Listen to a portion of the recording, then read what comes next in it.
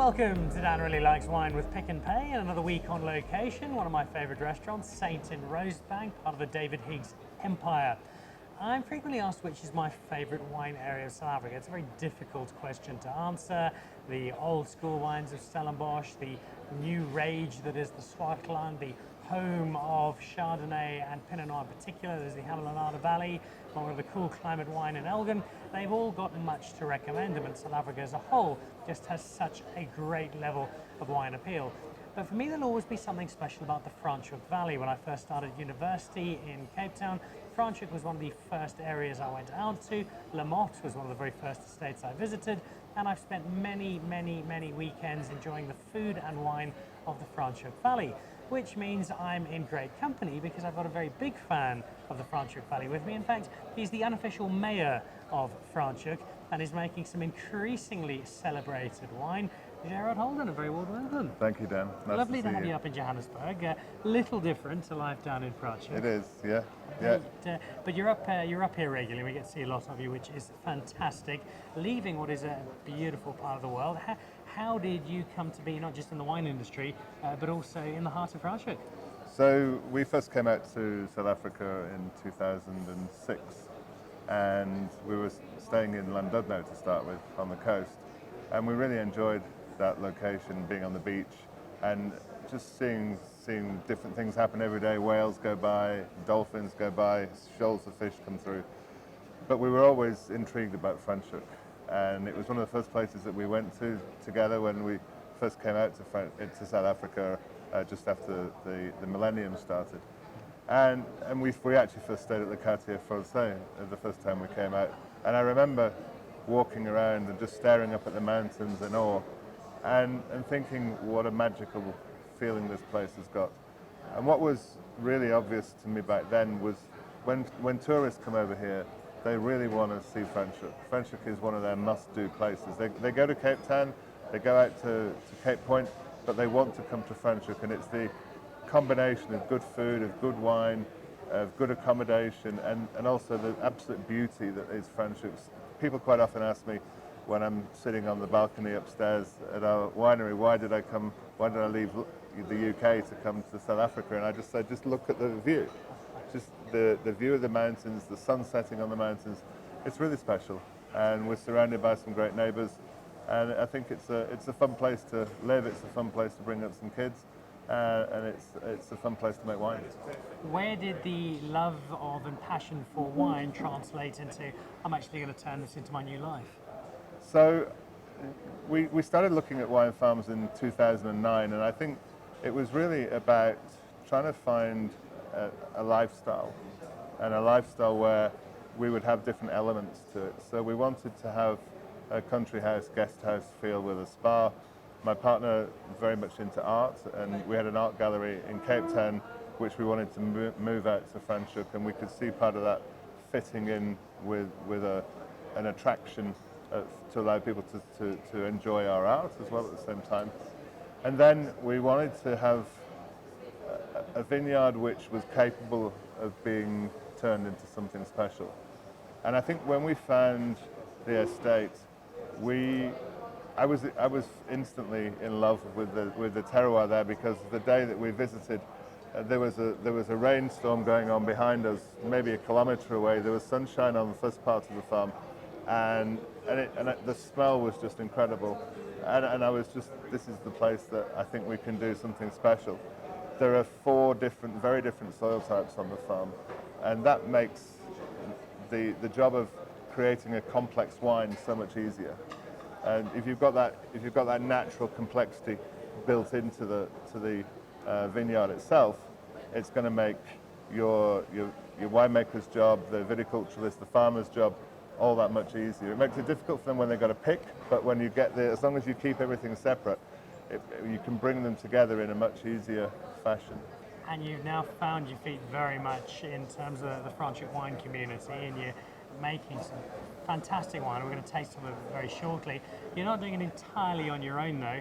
You're tapping into the French history of the valley, because you do have a rather celebrated winemaker giving you a little bit of help. We do, and we're very lucky to have come across Thierry. I think sometimes in life paths are meant to collide, and our two paths collided in 2014. And I'd heard of Thierry through a friend, and I was intrigued to meet him, and this guy showed up with a beard, with a satchel over his shoulder, and looking quite bedraggled, and I thought, there's the Frenchman. And I was immediately intrigued by his approach to wine. He has worked and still does collaborate with one of Bordeaux's great winemakers, a guy called Michel Rolland. And Thierry has made wine all over the world. He's made wine obviously in Bordeaux, but in Argentina, and in some of the more interesting parts of the world. He's been helping some people in Turkey to improve the way that they look at things. And I always say that Thierry is a magician in a lot of ways. We spend a lot of time talking about the wine that we're making, and we spend a lot of time thinking about how the wine will look and feel and smell and taste when customers finally drink it. But I always see this situation where we do the final tasting and the final blending, and then I grab a bottle off the bottling line the day it's been bottled, and it tastes something completely different. But it's always better than it was when we tasted it for the blending. So he has got a magic, and he does bring something really special to it. He's an artist, and I think great wine needs a great artist to craft it. Well, let's try some of that artistry. You've got 3 wines with you, and the first one, a couple of rosés. It looks a little different to the last time I saw them. It does. So we've actually produced 2 rosés now. We've got 2 children, a boy called Rothko who's 8 years old, and so we thought that the more established rosé would be named Rothko, and then we've got a daughter who's 5 called Hero, and so we named the new wine after her. So this is a Grenache, Syrah and Cinsault blend. It's very much taking its cue from the Provençal rosés, and the key... It's an unusual combination for South Africa for rosé. It is. We didn't want to make a Me Too rosé. I think it's really important to have an identity, and for me, we've always had a very strong attraction and physical attraction, but also an emotional attraction to the south of France. And so when we were over there in June and July last year, I picked up a few of the really leading rosés, and I said, right, I want to move our production much closer to the French. So I brought some bottles back, and this is the result of that work. So as you see, it's a beautiful pale rose gold in colour. That's a slightly faded onion skin. Yeah.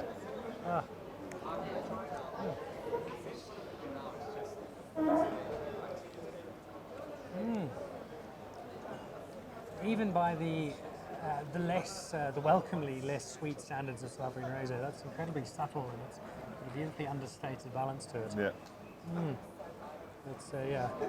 There's still the occasion, thankfully not so much anymore, but there's still the occasional rosé where you get that sugar rush and pre-diabetes shake. And this is very much the other end. We want to be the opposite end of the spectrum from that. That's really. So the idea with this rosé, we have a hashtag rosé all day on the farm. All the staff in the tasting room and in the restaurant wear T-shirts with a bottle of the wine on the front and hashtag rosé all day. And I think we're developing quite a good reputation for our rosé. I know you speak, and it's only partly in jest, of this is a possible breakfast wine. You had some guests on the farm recently who were having this. We did. We had a lovely group from America. There were 3 couples, and they stayed with us for 3 nights. And the first morning they were there, I went to say hello and see how they were, and they said, everything's great, we're having a lovely breakfast, but we need some breakfast wine. I said, we're staying on a wine farm, where's the breakfast wine? So I brought them a bottle of the Rothko rosé, and they were very happy with it. They started off with 1 bottle on the first day, 2 bottles on the second, and 3 on the third. So whatever we did, it was working well with them, and they had a great time. It's a natural progression. I've often thought of Chardonnay as the breakfast wine, but I can see this doing the treat royally. So on my much vaunted maiden visit to Holden Manz to come and see you, I'll look forward to some rosé. I shall look forward to having breakfast with you with some Rothko rosé. All right. Well, that's one of the rosés, and it's unusual to have 2 out at the same time, but there is a very good reason for it, not just because you need to keep both kids happy. There is. This is a very different style. There is, and you see the packaging is very different. We're using the French Vinylog. So is that purely aesthetics, or is there a functional reason to it as well? It gives it a very clean and pure closure. So we're going to avoid too much oxidation going on. It's also reusable and can be recycled, but you can also keep it at home afterwards, use it as a water bottle, stick it in the fridge, put the top back on. Oh, So it's got a number of ways to use it.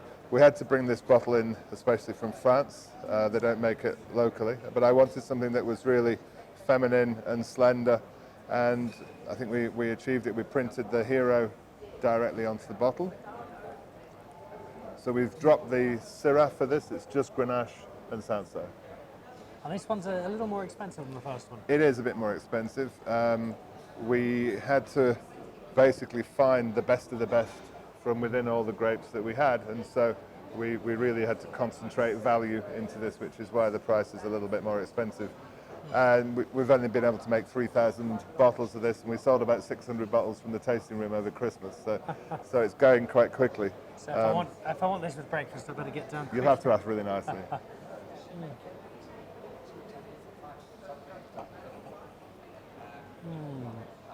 Oh, yeah, just a little bit more depth to that. It's interesting you're not too far down the road from the guys at Anthony Rupert. I know that Bergeron Roy has been a big step in a similar direction Yes. for rosé in South Africa, Yeah. including the new look bottle. Yeah. We don't have the resources that they have in terms of being able to punch our own bottle out, but we found one that nobody else is using in the country, and I think it's quite special. Oh, there's a beautiful elegance to this. So more feminine. The nose is more feminine. I think of rose petals in the morning with a little bit of dew on them, and some of the white flowers that you get. It's a bit of jasmine, very floral, very bouquet nose, and the body, which is kind of supposed to be a bit feminine as well. So it dances on the palate more. Much like yourself on a dance floor. Absolutely, really. yeah. 3 o'clock in the morning. Renowned for it. So in fact, I can guarantee, in fact, you can see for yourself that this is a wine that is enjoyed by attractive young blondes dressed in pink. You got the target market right. Probably your biggest challenge, and I say this in the nicest possible way, is that you make so much fantastic wine. It's actually parting with it to sell it, because you just want to drink it all and keep it all yourself. I have to say it's been quite difficult with this one. We went to a party on Saturday, and I took 6 bottles and they all disappeared in about the first hour. So it's quite popular with our friends as well. Right. Well, look, you've won me over. These are 2 delightful examples. And if you've always been a little bit, I'm not so sure about rosé. It's a bit sweet. It's a bit pink. It's a bit not quite there. I think this will change your mind. Start with a more inexpensive one to get a foot in the door, and then move up. And it's a really nice pair. I think your kids will be very proud when they start drinking the rosé in a year or 2. Oh, they have done already. All right. So these are lovely, and I've certainly enjoyed them. But I think you know very, very well that there was one I was looking forward to in particular. There's something with my palate that each year I just get a bit obsessed about a particular grape. Last year I was drinking Chenin Blanc absolutely non-stop. The year before it was Pinot Noir, Pinot Noir, Pinot Noir. I've currently embraced my Cabernet Franc stage. I think, again, from not far down the road, I mentioned them with their rosé, that Anthony Rupert Cabernet Franc is one of the best wines I had last year. Rainbow's End making some beautiful Cabernet Franc. Warwick again, the guys at Gerard's. But more broadly, what it says to me, which I know you've picked up on and are taking rich advantage of, is that it's a grape that for far too long we've consigned to a backstage role in a blend. Yeah. And we're now really seeing when it's made properly, when it's made well, and allowing it to celebrate. It's magnificent. We think so. This is our 2017 vintage, so 2012 was our first vintage, and I think we've got our Cabernet Franc to a place where it really represents the vintage. So I think we've optimized the vineyard expression. I think now what happens each year is we see the true expression of that vintage. So 2017, very much in the drought time, nice concentration of fruit. Some of the lovely top notes, the herbaceousness that says from the Feinboss notes come through on this wine. And we've had a Cab Franc in the top 6 of the Cab Franc Challenge every year since it started, and I think hopefully we'll have this one in there as well in a few weeks' time. Right, I'm not surprised. It's been a consistent delivery from you. Just the moment you get that nose. The nose is phenomenal.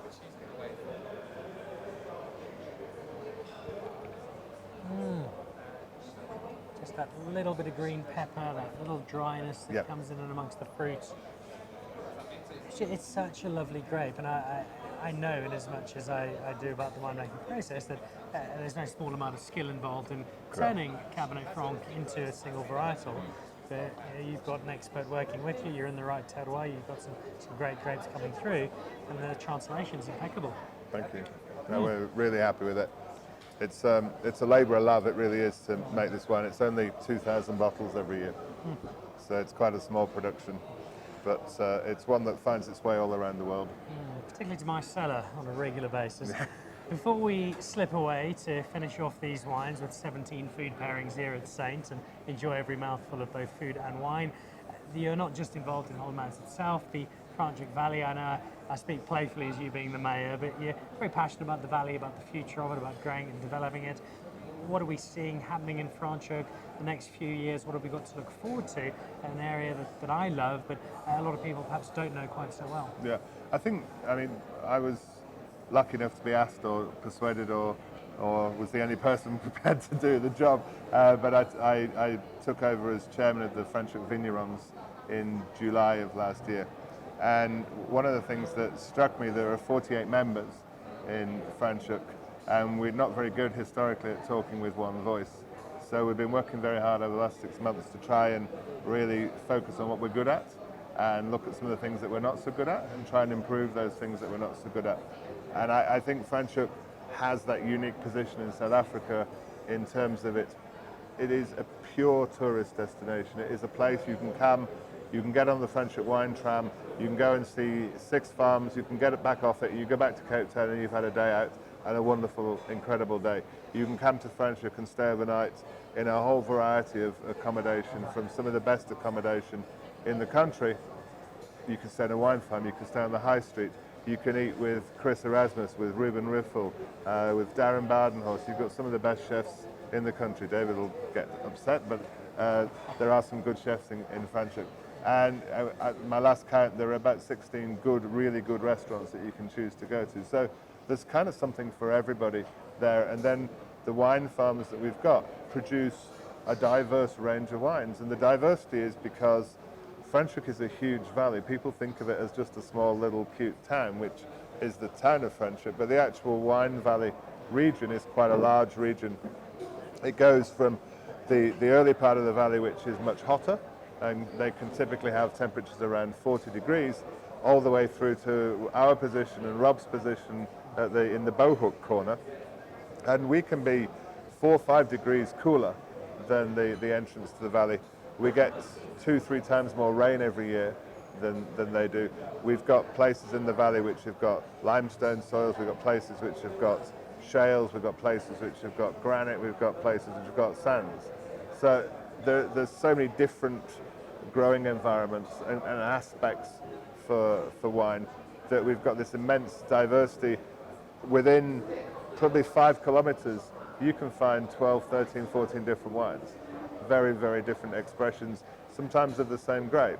And I think that's wonderful for people to come to one place and have such access to diversity. So if you go to, say, a Hemelanade, you're going to get Pinot Noir and Chardonnay pretty much all the way through the day. Lots of diversity between those two varietals, but you come to Franschhoek, you can get 6, 7, 8, 9 varietals in one day. And I think that's something really special for people to come and enjoy. So there you go, endorsement from the Minister of Tourism himself. Terrific range of restaurants, from Foliage to Le Quartier Français to Chef's Warehouse to Hoek Cabriere. You've got a terrific collection of hotels to stay in. You've also got some wonderful wine estates, places like Burkenhardskloof, Haute Espoir. You can head through to Chamonix, Dieudonné, La Motte, loads of them. And there's also just that main street itself. But kick off your trip down to Franschhoek, drop in at Holden Manz. Not only is the wine terrific, the accommodation brilliant, and the host absolutely fabulous, it's probably the best place in South Africa to have a glass of rosé for breakfast. Cheers. Cheers.